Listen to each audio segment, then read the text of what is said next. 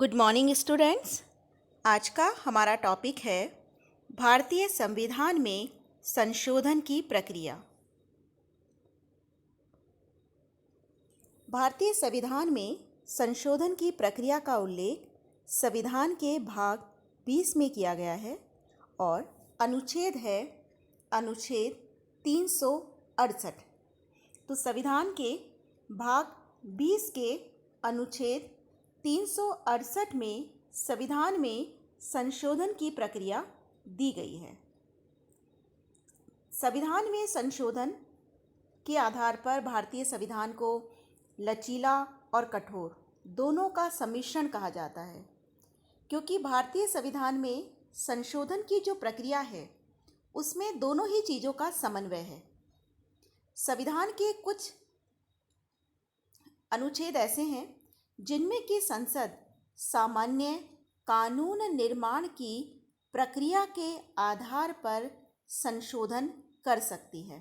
तो इस आधार पर भारतीय संविधान लचीला हुआ, यानी कि लचीला संविधान वो संविधान होता है जिसमें संशोधन करने के लिए सामान्य कानून निर्माण की प्रक्रिया से ही संशोधन हो जाता है, किसी अलग विशेष प्रक्रिया की आवश्यकता नहीं होती। तो भारतीय संविधान के कुछ अनुच्छेद ऐसे हैं जिनमें कि संसद सामान्य कानून निर्माण की प्रक्रिया से ही संशोधन कर सकती है।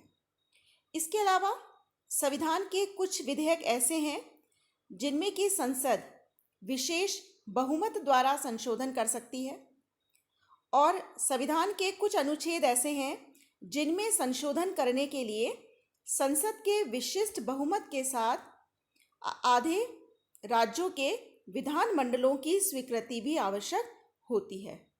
तो आज हम विस्तार से चर्चा करेंगे कि भारतीय संविधान में संशोधन किस आधार पर किया जाता है, कैसे किया जाता है। यहाँ हमें ये ध्यान रखना है कि भारतीय संविधान में संशोधन प्रक्रिया के आधार पर भारतीय संविधान लचीला और कठोर दोनों का समन्वय है। भारत के संविधान में संशोधन संसद द्वारा किया जाता है। तो आइए हम देखते हैं संविधान में संशोधन की प्रक्रिया। सबसे पहला है इसमें संसद द्वारा सामान्य कानून निर्माण की प्रक्रिया के आधार पर। जैसा कि अभी मैंने आपको बताया कि भारतीय संविधान लचीला भी है। भारतीय संविधान के कुछ भारतीय संविधान के कुछ अनुच्छेद ऐसे हैं जिनमें कि संसद साधारण बहुमत से संशोधन कर सकती है। तो आइए हम देखते हैं कि संविधान में संशोधन करने का प्रोसेस क्या है।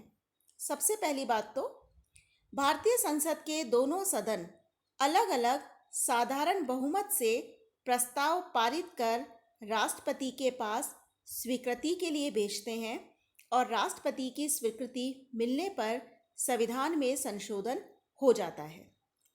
देखिए, संविधान में संशोधन का प्रस्ताव संसद के किसी भी सदन में रखा जा सकता है, यानी कि लोकसभा में भी रखा जा सकता है और राज्यसभा में भी, और दोनों सदनों द्वारा अलग अलग साधारण बहुमत से ये प्रस्ताव पारित होना चाहिए।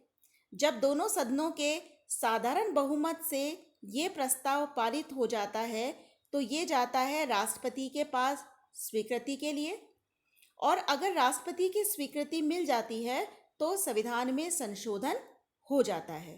तो पहला तरीका क्या है कि संसद साधारण बहुमत से संविधान में संशोधन कर सकती है।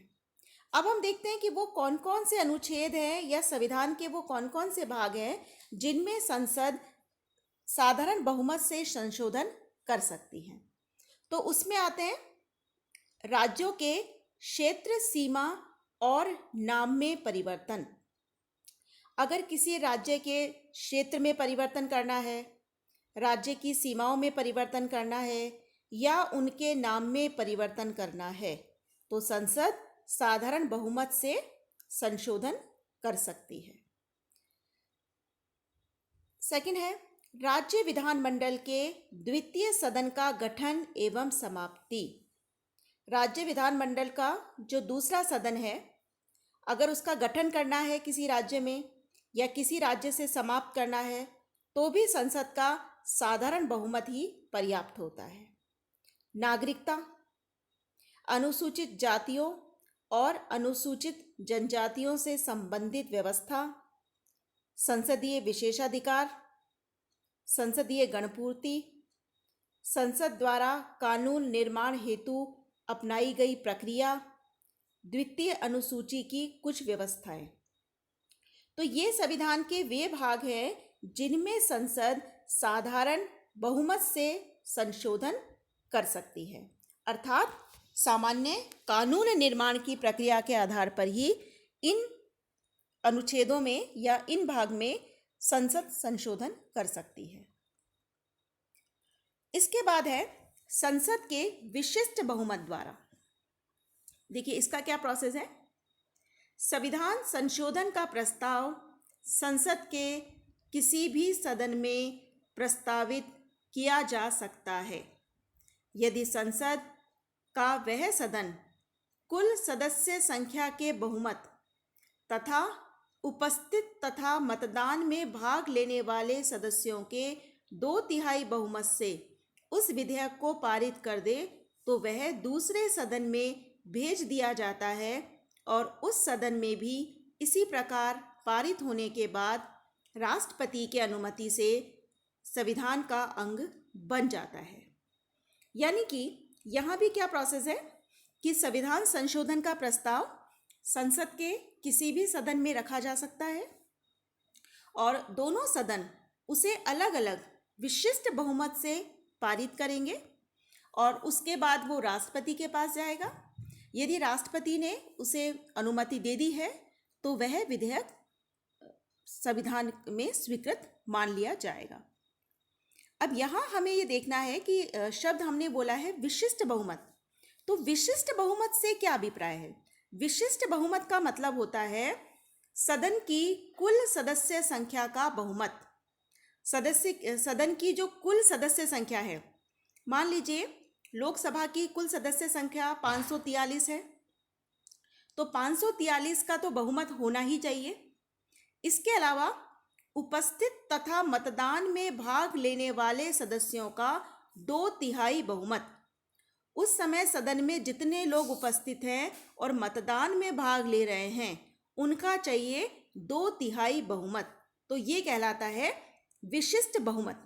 कई बार आपके एग्जाम में भी ये पूछ लिया जाता है कि विशिष्ट बहुमत से क्या अभिप्राय है।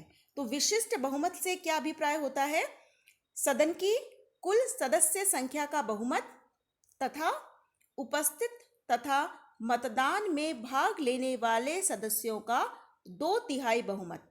तो ये कहलाता है विशिष्ट बहुमत। आइए देखते हैं संविधान के कौन से भाग हैं जिनमें संशोधन के लिए संसद का विशिष्ट बहुमत चाहिए। तो इनमें है मूल अधिकार, नीति निदेशक तत्व, संविधान के अन्य सभी व्यवस्थाएं जो प्रथम और तृतीय श्रेणी में नहीं आती है। अब तीसरा है संसद के विशिष्ट बहुमत और राज्य विधानमंडलों के अनुमोदन से संशोधन की प्रक्रिया। हम जानते हैं कि हमारे यहाँ पर संघात्मक शासन प्रणाली है और उसी के अनुरूप संविधान में कुछ ऐसे प्रावधान भी है जिनमें संशोधन करने के लिए संसद के विशिष्ट बहुमत के साथ कम से कम आधे राज्यों के विधानमंडलों की स्वीकृति आवश्यक होती है। देखिए, संसद के विशिष्ट बहुमत अर्थात संसद के दोनों सदनों के अलग अलग अपने कुल बहुमत तथा उपस्थित और मतदान में भाग लेने वाले सदस्यों के 2/3 बहुमत से विधेयक पारित होना चाहिए तथा विधेयक का राज्यों के कुल विधानमंडलों में से कम आधे द्वारा स्वीकृत होना आवश्यक है। तो तीसरा तरीका क्या हो गया कि संसद का विशिष्ट बहुमत चाहिए, साथ ही कम से कम आधे राज्यों के विधानमंडलों की स्वीकृति चाहिए। अब हम देखते हैं वो कौन से प्रावधान हैं जो इस तरीके से संशोधित होते हैं। इसमें आप देखिए, राष्ट्रपति का निर्वाचन अनुच्छेद 54, राष्ट्रपति के निर्वाचन की पद्धति अनुच्छेद 55, संघ की कार्यपालिका शक्ति का विस्तार अनुच्छेद 73, राज्य की कार्यपालिका शक्ति का विस्तार अनुच्छेद 162, संघीय क्षेत्रों के लिए उच्च न्यायालय अनुच्छेद 241, संघीय न्यायपालिका संविधान के भाग 5 का अध्याय 4, राज्य में उच्च न्यायालय भाग 6 का अध्याय 5, संघ तथा राज्यों में विधायी संबंध भाग 11 का अध्याय 1, 7वीं अनुसूची में से कोई भी सूची, संसद में राज्यों का प्रतिनिधित्व, संविधान के संशोधन की प्रक्रिया से संबंधित उपबंध अनुच्छेद 368। तो संविधान के ये वो भाग हैं जिनमें संशोधन करने के लिए संसद के विशिष्ट बहुमत के साथ आधे से अधिक राज्यों के विधानमंडलों की स्वीकृति भी आवश्यक होती है। अब हम इसकी आलोचनाएं देख लेते हैं।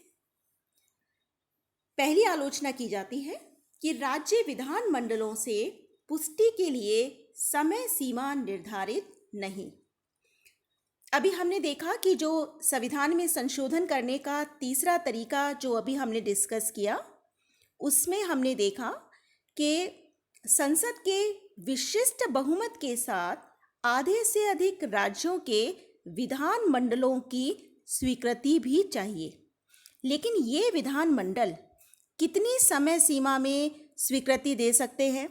जैसे मान लीजिए कोई संशोधन विधेयक किसी राज्य के पास गया, तो राज्य विधानमंडल उस विधेयक पर कितने समय तक विचार कर सकता है? 6 महीने तक, 1 साल तक, या कितने ड्यूरेशन तक उसके पास समय है विचार करने का? ऐसा कोई उपबंध संविधान में नहीं किया गया है जो ये बताए कि राज्य विधानमंडल किसी संविधान संशोधन विधेयक पर कितनी समय सीमा तक विचार कर सकते हैं।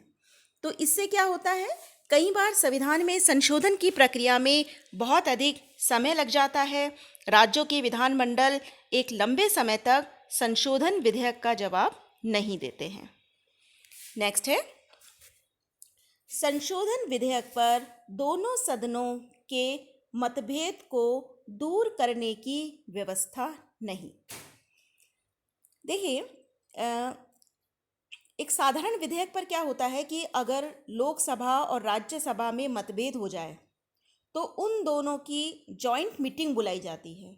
लेकिन यदि किसी संविधान संशोधन विधेयक पर लोकसभा और राज्यसभा में मतभेद हो जाए तो ऐसी स्थिति में उनका कोई जॉइंट सेशन नहीं बुलाया जाता। उस संविधान संशोधन प्रस्ताव को कैंसिल मान लिया जाता है। तो ये आलोचना की जाती है कि संविधान संशोधन विधेयक पर दोनों सदनों के मतभेद दूर करने की कोई व्यवस्था नहीं की गई है। और कई बार ऐसा भी होता है कि बहुत आवश्यक संविधान संशोधन विधेयक होते हैं, लेकिन चूंकि लोकसभा और राज्यसभा में एक मत्ता नहीं बन पाती तो वो संशोधन विधेयक पारित होने से रह जाता है। नेक्स्ट है, संविधान में संशोधन हेतु राज्य विधानमंडलों के पास पहल करने की शक्ति नहीं। आलोचक ये कहते हैं कि चूंकि हमारे यहाँ पर संघात्मक शासन व्यवस्था है तो राज्यों को भी अधिकार होना चाहिए कि वो संविधान में संशोधन का प्रस्ताव रख सके। लेकिन हमारे यहाँ ऐसा नहीं है। राज्यों को संविधान में संशोधन करने हेतु प्रस्ताव रखने की अनुमति नहीं है। नेक्स्ट है, संविधान संशोधन विधेयकों पर जनमत संग्रह की व्यवस्था का अभाव। देखिए, कई ऐसे देश हैं जैसे स्विट्जरलैंड है जहाँ पर कि जब संविधान में संशोधन किया जाता है तो जनमत संग्रह कराया जाता है। लेकिन हमारे यहाँ संविधान संशोधन विधेयकों पर जनमत संग्रह नहीं कराया जाता। तो आज हमने भारतीय संविधान में संशोधन की प्रक्रिया का अध्ययन किया।